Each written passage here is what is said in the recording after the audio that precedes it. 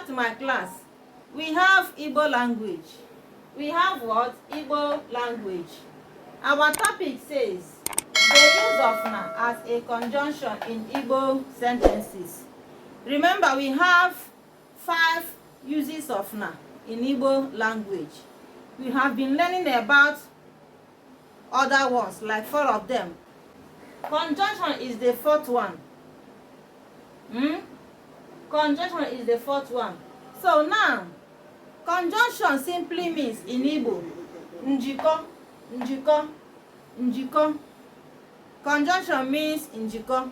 If you are using na as a conjunction, we are going to write na in full. Because conjunction simply means a word that joins 2 phrases or 2 sentences together. A word that joins 2 phrases or 2 sentences together. Okay, let us see them in sentences. Igbo, English. Example 1 says, Nyem akwụkwọ na mkpịsị ode akwụkwọ. Class, say it. Nyem akwụkwọ na mkpịsị ode akwụkwọ. Have you seen it? We wrote na here in full because this is a conjunction. Na here works as a conjunction. Okay? Something that joins 2 sentences together or 2 words together. You have to write na in full. So, when we are using na as a conjunction, we write it in full like this. Like this. It's me that drew this line for you to see the na that we wrote it in full, okay?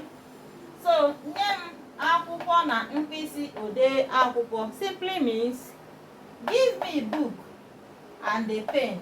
Akwụkwọ means book in English.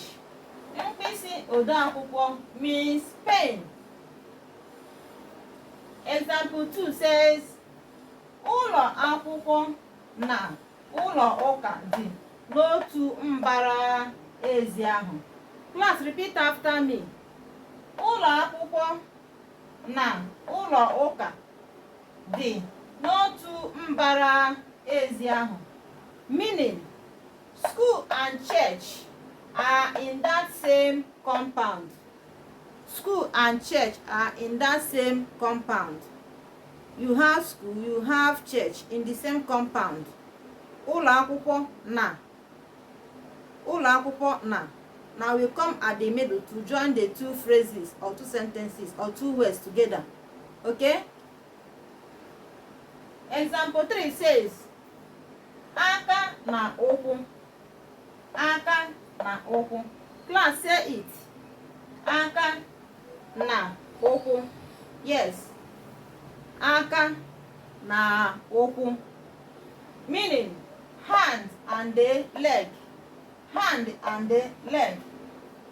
We say that na in English it means hand. The 4th example says, iru na azụ. Iru na azụ. Iru na azụ.